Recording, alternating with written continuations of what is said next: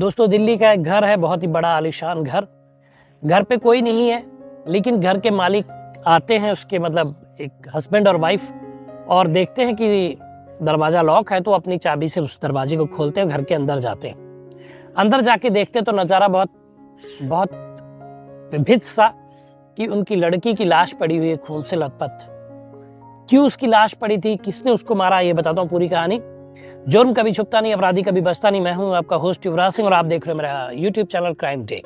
दोस्तों, आशा करता हूं आप लोग स्वस्थ होंगे, मस्त होंगे और अपनी लाइफ को एंजॉय कर रहे होंगे। दोस्तों, कहानी दिल्ली की है जो मैं आपको बता रहा हूँ। ये जो हस्बैंड वाइफ जिनकी बेटी थी, इनका एक बेटा भी है जो नोएडा में पढ़ाई करता है, वहीं रहता है, और लड़की की उम्र करीब 19-20 साल है और लड़के की 17-18 साल की है।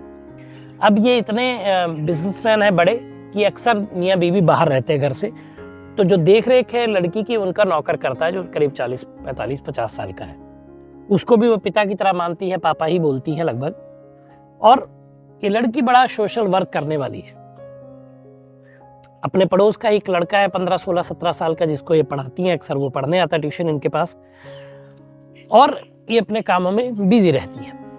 लेकिन इस लाश के बाद ये भी पता चलता है कि उनका जो गेस्ट हाउस है, वहां पे एक लाश मिली है उस लड़के की, जो इस लड़की के पास ट्यूशन पढ़ने आता है। अब पुलिस को सूचना मिलती है, पुलिस जो है उस बॉडी को ले जाती है और पता करती है, लेकिन ऐसा कुछ पता नहीं चल पाता है। फिर नौकर पे शक होता है। बेटी हमारी इसको पापा की तरह मानती है, मर्डर करने का कोई मोटिव नहीं है इसके पास। तो पुलिस अब बिल्कुल वो रह जाती दंग कि कैसे कहां से इस केस को सॉल्व किया जाए, क्योंकि एक लड़के की डेथ हुई है और एक लड़की की डेथ हुई है, और दोनों आपस में एक दूसरे को जानते हैं। फिर पुलिस पूछती है कि आपका जो लड़का है वो कहाँ है, तो बताते कि वो नोएडा में पढ़ाई करता और वो वहीं वापस चला गया। ये सब अंतिम संस्कार के बाद की बातें हैं। अब पुलिस को शक होता है कि आखिर वो अपनी बहन के डेथ के बाद यहाँ रुका क्यों नहीं, कातिल कौन है, समझ नहीं आ रहा था।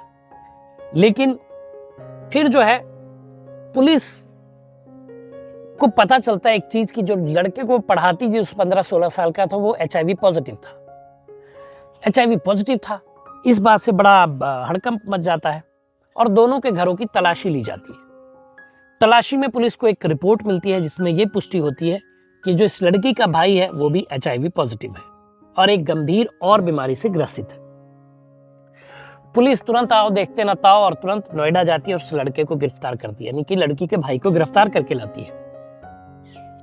उससे पूछताछ की जाती है, तो जो पूछताछ में जो खुलासे वो करता है बेहद ही चौंकाने वाले हैं। वो ये है, वो बताता है कि मैं एक समलैंगिक हूं, मुझे गे सेक्स पसंद है, और जो लड़के की डेथ हुई है उसको मैंने मारा है, क्योंकि उसको पता चल गया था मेरी बीमारी के बारे में, जिसमें यह बीमारी थी मुझे कि मेरा प्राइवेट पार्ट काटना पड़ा। अब मेरे पास, मैं एक पुरुष नहीं। इस बात की जानकारी जब उस लड़के को लगी, क्योंकि हम दोनों अक्सर गे सेक्स करते थे, यानी शारीरिक संबंध बनाते थे। जब उस लड़के को ये बात पता चली तो वो मेरे से कहने लगा कि मैं सबको ये बात बता दूंगा कि तुम्हारा प्राइवेट पार्ट काट दिया गया है। अब मैं इस बात से परेशान हुआ और मैं उसके साथ शारीरिक संबंध बनाने ही गया था, लेकिन जब उसने ऐसा बोला तो मुझे गुस्सा आया और मैंने उसकी जान ले ली। उसके बाद मैं घर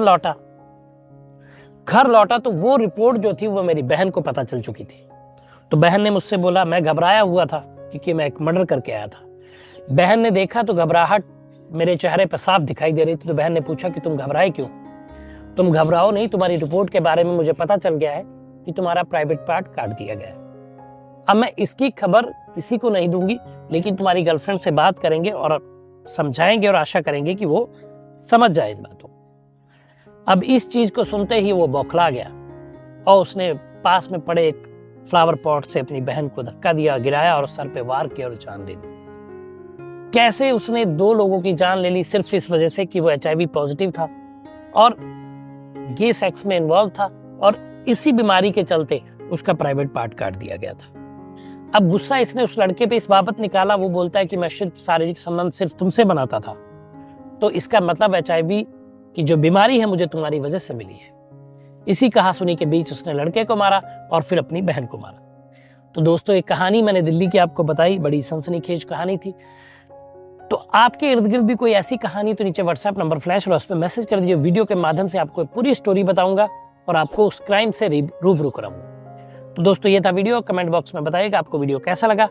शेयर करिए दोस्तों के साथ इस वीडियो को और एंजॉय करिए, क्योंकि जीवन बहुत छोटा है। धन्यवाद।